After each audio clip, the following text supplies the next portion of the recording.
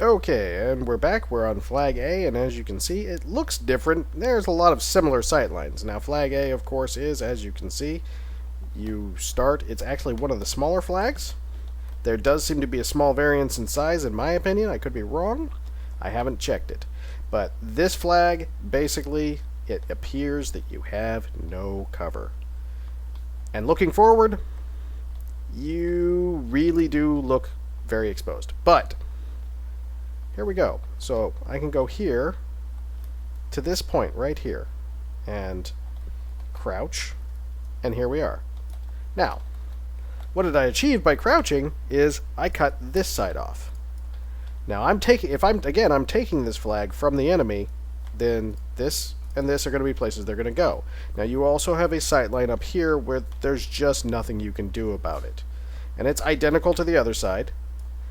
But if you're here, you do have one small advantage, and might buy you enough time, but the thing is that as I come up here, I have to look here and then go down to you. So if you were down there and you see him on the minimap, you see somebody's up there on the minimap, it being in this position could actually buy you a little bit of time. And again, if you're crouched, they can't see you, and you've got this barrier right here blocking off the entirety of this entryway. So now I'm down to 1, 2. My sightlines become this. I have 1 coming around, 2 coming around, 3 up there, and unfortunately 4 back here. There's technically nothing you can do. If you come over here and do the exact same thing, you really do, you eliminate that one sightline, but you pick up 1, 2, you don't get rid of this. Even if you're crouching, you can get rid of that. So now you're down to 1, 2, 3, and anybody coming around that corner, and anybody coming around that corner. So you're sitting at 5. Over here, you're sitting at 5, but you're actually a little less in danger. 1, 2, 3, 4. So technically 4. My bad.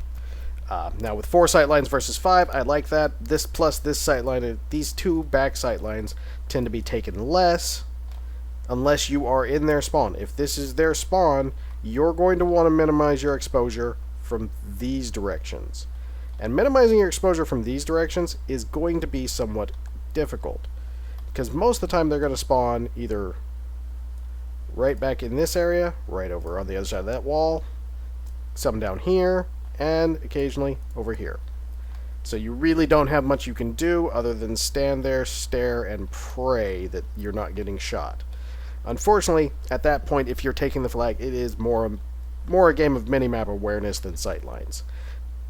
Anybody in this sightline is going to be able to see you no matter what. So you need to minimize all of these angles, because this guy, if I crouch, he can't see me. But if I can go between these 2 spots, these are the only spots that I am completely exposed to no matter what I do. And that gives me an advantage over the guy who is not on the flag. If he's coming to the flag and he's coming to me, I only have to look 2 places. It's fairly rare to see people come through this direction, and usually if they are doing so, you're going to know about it beforehand, because it tends to be that they'll repeatedly go through that direction. It's not very common to see anybody even go on this side.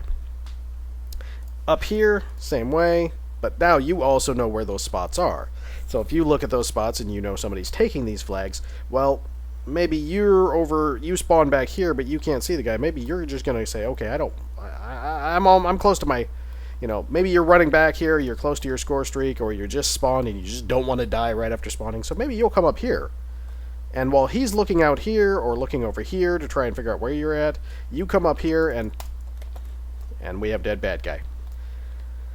So, for Aftermath, that is your sightlines and the best ways to take the flags. The flag's positioning can keep you alive. The class setup I actually recommend with this is generally an SMG that you're comfortable with, or a shotgun, because you're going to be up close and in person. I like the SMGs for this map. I actually like assault rifles for this map if you're going to be the guy sitting here. But if you're going to be the guy down here, you're going to need an SMG or maybe a Type 25 assault rifle, a gun that you are extremely comfortable with. And then, by having that gun you're extremely comfortable with, you're going to win the minor gunfights you have here. But since you're right there, you're going to be in gunfights. Flak is a must because you're going to be taking flags. People are going to be throwing grenades at you all day long. And the trophy system, if you have it, is a miracle worker for keeping you alive and extending your uptime on the flag.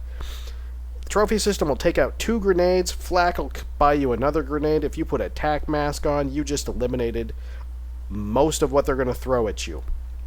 The only real fear you have is a direct sticky or a direct C4. Other than that, you're okay. It's all you got to do is pray to God that somebody up here can keep them from sending all of those grenades down there. So if somebody's up here making this guy's life a living hell, or he's over here making this guy's life a living hell, or he comes up around to go into shotgun range, they don't have to do much to keep you alive down here. You've done 90% of the work by staying right along here, and it's matching pair on the other side. So that takes care of all of the flags on this particular map. I thank you for watching, and I hope you gained something from it. I've put these particular spots into practice in my own game, and I have seen an increase. I'm not a very good gamer. I'm average at best at this game, but I don't like to die, and I don't like to lose. And my win-loss is the important part, and that means that if I got to throw myself down here and catch a few grenades with my teeth, then that's what I got to do. If it gets me that W, I'm happy. So, thank you guys for watching. Once again, I will be moving on to the next map soon. Let me know in the comments if you would like all of these maps done in one video where I do all 3 flags in this format, or if maybe you would like me to break it up into individual flags, or possibly just break B off, since B is the most complicated flag on most maps. Let me know what you guys want me to do, and I will do my best to accommodate. And I thank you once again for watching. I've probably thanked you 5 times now, but I'm not very good at this so far because I'm kind of new here. So, you guys have a wonderful day. Good luck, have fun, and we'll see you again.